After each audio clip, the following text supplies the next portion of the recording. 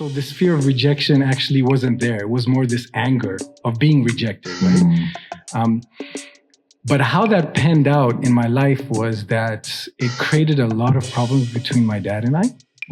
Because obviously my dad, first of all, was European, and he was constantly trying to, back then I felt, impose his culture on me. Okay. A culture that had rejected me.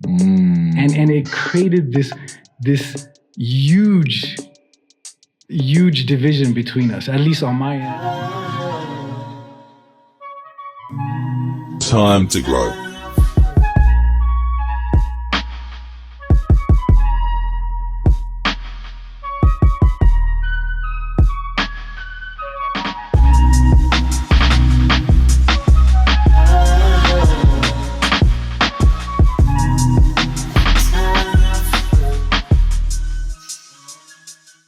Today, I just wanted to really dig a little deeper. This is Josh, and I'm his Robin to his Batman. I think last time we spoke about this whole idea of weight and how it's slowing us down. And then we realized we dwelt a little bit on this idea of rejection, you know. So today we're going to take some time and break down for you guys this idea of what it means to have the fear of rejection. Why don't you start with the context story, bro? Yeah. The challenge today will be to keep the story short. Yeah. Hey guys, this is Amo. He's my partner in crime, and he's my confidant. It all started in 1986. No, I'm kidding. No, that's the year I was born, by the way. But for context, I come from a multicultural family. My dad's Swiss, my mom's Ethiopian. I mean, Josh, you know that, just to give some context to our viewers. And one of the things that always sort of carried weight in my life was identity. And the issue is that in Ethiopia, I was always the white dude. And in Europe, I was always like the Arab, Mexican, like I was the non-white dude. Let me put it that way. And what's interesting is that color was never an issue in our family. It never came up. And then when I was 12 years old, we had lived in Germany for a bit. And I remember we were at the supermarket. I remember, like, I don't have a lot of memory anymore. I feel like I'm forgetting a lot of things, maybe because of YouTube. So keep on watching. But no, I remember this day like it was yesterday. And I had a Turkish friend and we're kind of hanging out. And my mom passed by and I started talking to her and she said she's going to the supermarket. And she walks into the supermarket and there's these dudes, like, and I was 12 then, so they were maybe 16, 17, 18-year-olds. Bigger dudes. I remember one of them was also physically like a little chubby, but a big guy. And they're just staring at my mom. And I'm just like, what are these guys doing, you know? And I'm like, I look at them and I'm like, I didn't say anything, but I'm just like perturbed a little bit. And they look at me and then they look at my Turkish friend and then I can't say the words, but they're cussing me out and they're like, you know, F your mom, she's the N-word and she doesn't belong here and neither do you. And I was like, what? Like, I did not understand what was happening. And maybe this happens to you too when you're like in a fight or in an argument and you get heated and then after the fact you're like, what had just happened? Like, how did that happen? So I just remember getting angry and being like, what are you talking about? And cussing back a little bit. I was 12. And then I remember just feeling this anger. I was so angry. And my mom is one of the sweetest persons I know. I mean, I'm being biased maybe, but no, she's sweet. And I was so offended that someone was so mean to her and to me and was making us feel like we're not welcome. Anyway, so that's a little bit the backstory. And I don't think this deserves to happen to anyone, right, in the first place. But that said, I mean, why did you feel angry? I mean, what was going behind this anger? what were the emotions that you're feeling? I mean, was it the feeling of rejection, or you think there was something deeper? Yeah, well, it's a good question. I think at that age, you don't feel the rejection. Mm-hmm. For me, it was more the anger that people could call my mom such words without having known her. And me having known my mom, I mean, you've met my mom, right? Like she's one of the kindest persons that I know. So that made me angry. But now, like, getting back into the story of the fear of rejection. So what happened then is suddenly there was a cut in my life. I didn't know color before. My parents never said, hey, dad is white, mom is black. There's a world out there where these things are distinguished and are looked at. And you guys are kind of in the middle, so life will. No one ever sat me down and told me that, right? So there was this cut, and then suddenly I realized, hey, I'm not white. Or I don't belong here. I don't belong in Europe, And it created. At first, I was just angry. I was very angry to not belong somewhere. So this fear of rejection actually wasn't there. It was more this anger of being rejected, right? But how that panned out in my life was that it created a lot of problems between my dad and I. Because obviously my dad, first of all, was European. And he was constantly trying to, back then I felt, impose his culture on me. Okay. A culture that had rejected me. And it created this huge division between us, at least on my end, where I was feeling like and now as an adult, I understand we were growing up in Africa. So he was trying to teach us German. He wanted us to be proud Swiss people, etc. But at the same time, I wasn't Swiss anymore. I wasn't what he wanted me to be. And it created this issue. And then the interesting thing is, I think we all have that, is that we look at our fathers, and although they have problems, they're human beings. And I'm a dad, so I know that I'm not perfect. There's this sort of natural tendency to want to feel accepted, to want your father to be proud of you, right? I mean, I'm assuming you have that. I mean, so, all of us as humans. So there's this struggle within me where my dad is trying to make sure that I also grow up with the Swiss culture, and I'm rejecting that because I'm rejected by that culture. I feel rejected by that culture. And then at the same time, I still want my dad to be proud of me. I still want him to accept me, right? And so this big story evolves in my life where I'm constantly struggling with that issue of not wanting to be part of something, but then really deep down inside, still wanting to be part of it because my dad is Swiss and I'm proud. I mean, there's things that I like, chocolate, cheese, whatnot, and these fond memories that I have of Switzerland, So created this issue where all my life I felt rejected after that point by a culture that was very much a part of me because of my dad.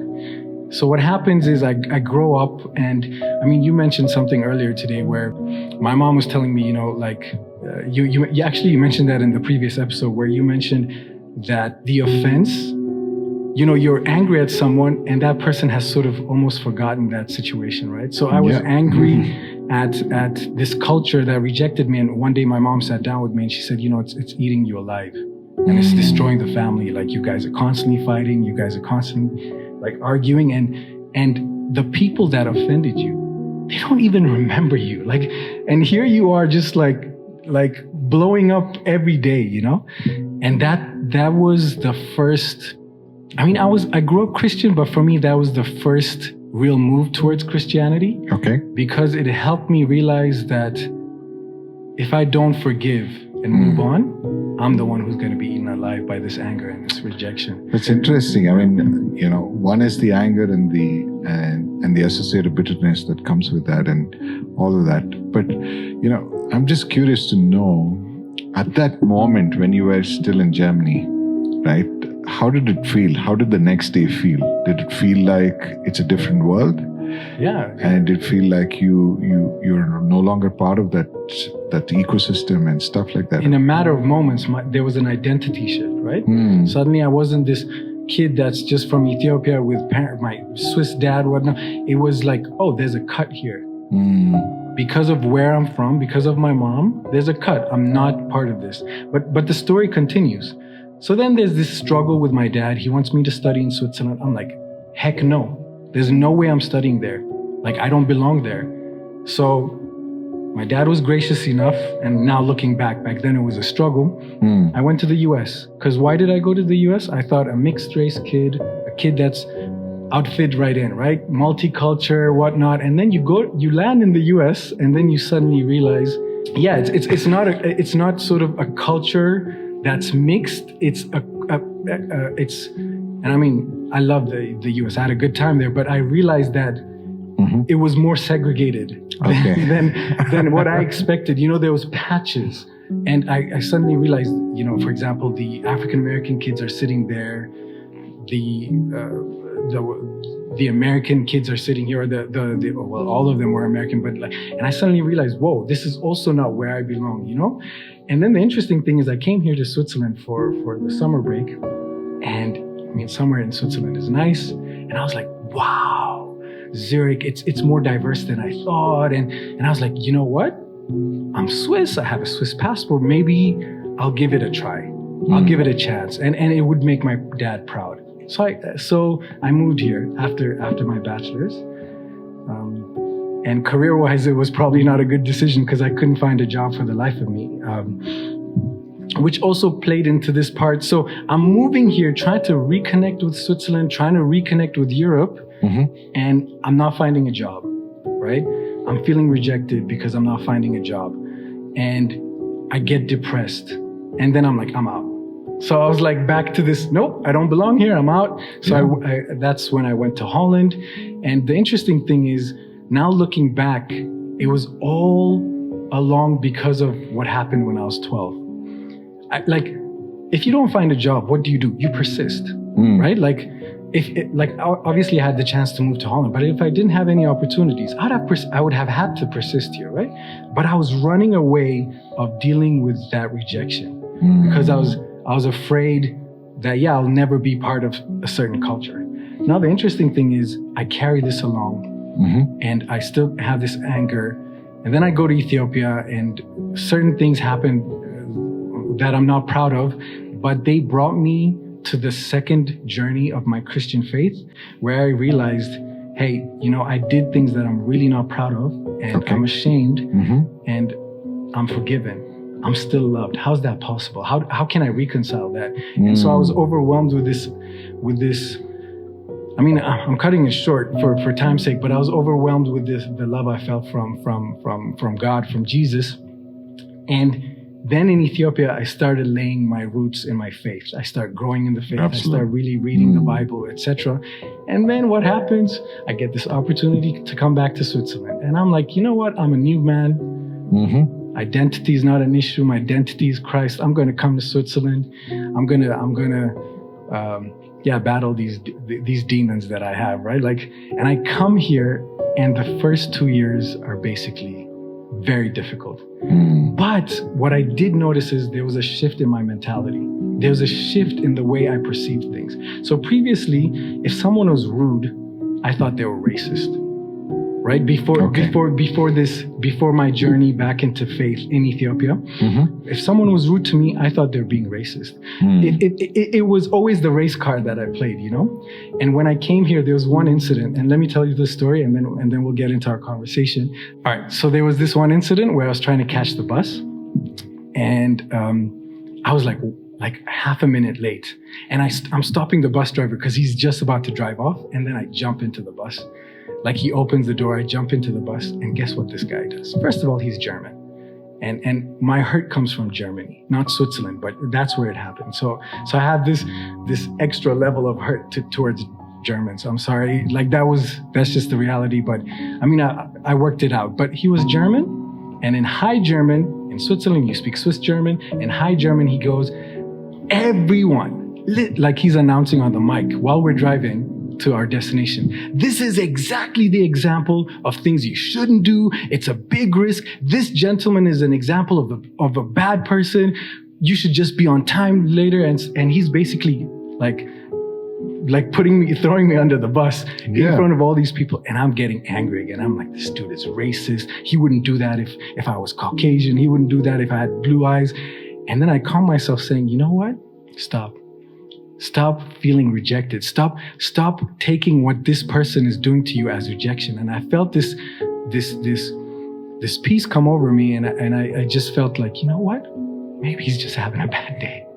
Maybe he's right. I mean, I'm late, and I don't want to be a bus driver. At least, like, you know, like maybe he's just having a crappy time at his job. He was a middle-aged person. Maybe he's going through something. And when we arrived at our final destination, everyone got off, and I walked to him with such a peace. And I mean, the previous self would not do this. I'd have created confrontation. I'd have been like, you're racist, or I'd have just cussed him out, whatnot. I went there and I said, sir, you're absolutely right. I was late. And I thank you for stopping for me, because I'd have been late to my next appointment as well. I'm sorry. And I just wanted to apologize and wish you a wonderful day. And I noticed how it just broke something in him. And he looked at me, he's like, and then in German, you know, obviously that conversation took place in German. And I just noticed it broke something in me too. And I just walked off, and that's when I realized I'm working it out, but I'm new. I'm a new creation. I'm not like... It's amazing. Yeah. It's really amazing. I mean, sorry, I talked a lot. That's okay. I think it's a cool story, but I just want to break it down for the sake of all of us, right? Hearing this story,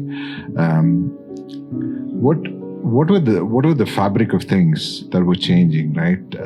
You said there was definitely a before and an after, right? And that before and after is all about you getting to know God and experiencing His love and being accepted and those sort of things, right? Experiencing God's unconditional love. But break it down in the essence of, you know, what it really did for you in your understanding of this idea of rejection, the hurt that it brought all along, and the way that it translated into your relationship, you know, particularly with your dad and stuff like that. Break it down. What were the three things that you probably thought were definitely changing from the inside out? I mean, maybe one thing to already say ahead of time is that I still kind of live with that fear of rejection, because the you know, kind of like an earthquake, the cracks run deep. But the interesting thing is certain cracks are being filled up with God's love and with teachings and with scriptural readings, etc. So, for example, my dad and I reconciled. It's not like we really ever fought to the point where we had a big breakup. We didn't, but we were just tense. Our relationship was tense, and we reconciled, right? So that healed. That process healed. I'm different now. And although I still deal with, like, it hurts when I get a job rejection, especially in Switzerland or something, I'm different now. There's a level of confidence in myself and who I am, and a level of acceptance of self through Christ and through Him changing my heart that I never had before. And then thirdly, looking ahead, I'm hopeful. I'm hopeful that these other cracks will be filled up. And I'm hopeful because I know that God is with me and for me. And that makes me a better person as well. That gives me grace for others. Excellent. I mean, I think you put it across well enough, right? You know, interesting thing is, for you guys, right? You don't get to experience him like I do. But the fact is, he's one of the most self-assured guys that I've known. And one of the most confident people that I've, had the opportunity to work with. Yeah, thank you. That's why you see him a lot on all of our videos, because he's that dude right up front in front of the camera and willing to do anything, even if it is embarrassing himself in front of a group of people, right? But that said, I see this sort of, this confidence-eluding person flowing with this sort of self-assured, I'm enough sort of a thing. I really see that change, right? If unless otherwise you told the story of course I know the story, but unless otherwise if I hadn't heard the story, it's really hard to imagine that. But I think to put it all in its right boxes, I think we as humans have three fundamental needs, right? We have the need to be loved, we have the need to be accepted, and we have the need to be to belong. What rejection does is it starts to take away those fundamental things from us as human beings, and then you are in this place where you don't know who you are, you don't know why people don't accept you, and you don't know why you don't belong there, because obviously is the factor of this dissonance in the mind, right? But just to encourage all of us, I think in God we are fully accepted, we are fully loved, right? The book of Ephesians in chapter 3 and verse 19 says, "May you experience the love of God, though it is too great for you to understand fully, but you will be made complete in the fullness." Wow. I think that's the fullness that I'm seeing, in who you become, right? And the second thing is we also have value in God, isn't it? The value comes from the fact that I was interestingly reading this story that what belonged to somebody is appraised to have more value than its actual value, right? For example, a piece of art owned by a particular person appraises the value of the art, right, as compared to just the art. We don't have time to get too detailed into that, but the thing is, the perspective of who owns you brings the value of who you are. I see where you're going with that. Yeah. Right. And and we belong. But in John chapter 1 verse 12 it says, "But to all who did receive him, who believed him, he gave them the right to become children of God." And therefore there's this sense of belonging which brings us all together. And thanks for sharing. I think this is a deep personal one. It's not easy to bring this out, and probably this is going to be a long episode, but I think you guys got some value out of it, and hopefully we dwell a little bit deeper and longer into some of these stories in this forthcoming season. So stay tuned, keep at it, and be encouraged. Thank you so much. Don't forget to subscribe. Cheers, guys.